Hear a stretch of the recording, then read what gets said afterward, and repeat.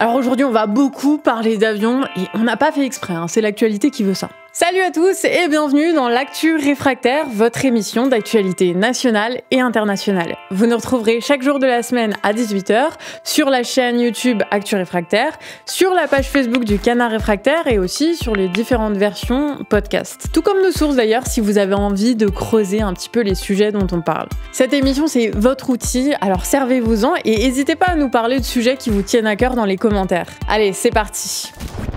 Pendant que Versailles se préparait à recevoir du homard, du vin à 2 SMIC la bouteille, le tout accompagné d'un roi d'Angleterre, on apprenait une autre nouvelle. La journaliste Ariane Lavrieux du média Disclose a été placée en garde à vue pendant 39 heures et perquisitionnée par la Direction générale de la sécurité intérieure, la DGSI, afin d'identifier ses sources dans l'affaire Egypt Papers. Alors pour celles et ceux qui connaissent pas, Disclose, c'est un média d'investigation et une ONG qui mène des enquêtes en profondeur sur des affaires qui sont dissimulées ou délaissées. Et en plus, l'accès à ces enquêtes, il est complètement gratuit, puisque le média est financé par des dons de ses lecteurs et grâce au soutien de médias partenaires comme Mediapart. Mais alors, pourquoi la DGSI en a après une journaliste de Disclose ? Eh bien, c'est simple. Ils veulent identifier les sources qui ont permis de révéler l'opération militaire Sirli, opération menée par des militaires français pour le compte de Al-Sisi,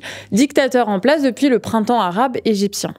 En gros, en 2016, la France a engagé 4 militaires et 6 civils de la société CAE Aviation pour faire du repérage en avion de groupes terroristes au profit de l'armée égyptienne.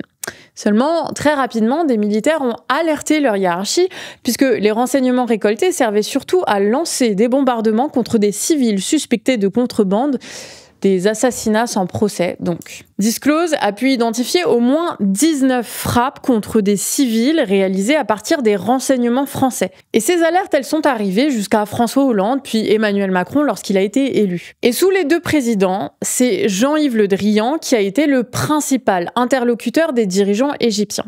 Et il s'est fait le commercial de l'armement français à hauteur de plusieurs milliards d'euros en vendant des corvettes, 2 frégates et plusieurs rafales à l'Égypte.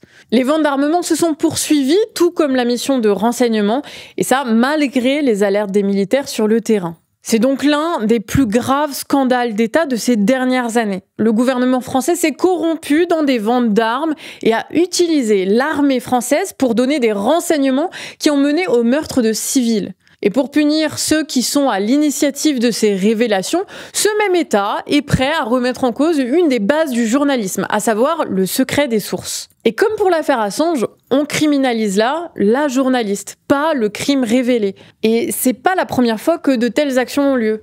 Des convocations aux perquisitions, le journalisme français est réprimé dès qu'il s'attaque aux petits secrets de l'État. D'où l'importance de soutenir les médias indépendants d'investigation comme Disclose, qui permettent au journalisme d'exister et de résister. Bon, alors vous en pensez quoi, vous, de cette affaire ? Vous pensez quoi de l'état du journalisme en France ? Donnez votre avis et on choisira quelques commentaires à mettre en avant pour une prochaine vidéo. Bon, on va parler de l'industrie maintenant. La société AOG Technics a tenté une opération de falsification sur des certifications de pièces pour moteurs d'avion. C'est le fabricant de moteurs d'avion CFM qui a découvert le poteau rose. CFM, en fait, ils sous-traitent à AOG la fabrication de certaines pièces qui servent ensuite à l'assemblage de leurs moteurs. Et donc, c'est pour ça qu'ils ont dû alerter leurs clients que leur moteur CFM 56 pourrait rencontrer des défaillances. Ces moteurs, ils équipent notamment les Airbus A320 et les Boeing 737NG, c'est-à-dire les 2 avions de ligne les plus vendus et les plus utilisés dans le monde. Et ce sont donc plus de 34 000 exemplaires du moteur CFM 56 qui pourraient être mal façonnés. Et c'est pour éviter les coûts de certification que AOG Technics a truqué les documents. La firme a également créé de faux parcours professionnels pour ses salariés, avec notamment des photos piquées sur des sites ou dans des films promotionnels afin de constituer des profils LinkedIn. Ouais.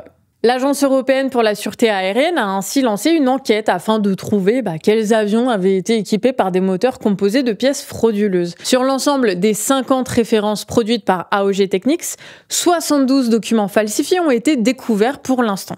Ce qui fait qu'il y a à minima 72 appareils équipés de pièces dont on ne sait pas ni par qui ni où elles ont été produites. Et pour l'instant, aucun avion n'a été empêché de décoller du fait de cette histoire de moteur. Mais l'enquête étant toujours en cours, cela pourrait arriver dans les semaines qui viennent. Bon, du coup, on n'a plus qu'à espérer qu'il n'y aura aucun problème pour les passagers et les équipages des avions concernés. Il est quand même important de noter que ce genre de problème ne surviendrait pas si les technologies développées par les ingénieurs et privatisées ensuite par l'industrie à travers les brevets étaient levées. De sorte que le public et la communauté scientifique aient accès au plan de fabrication, garantissant la transparence sur toute la filière.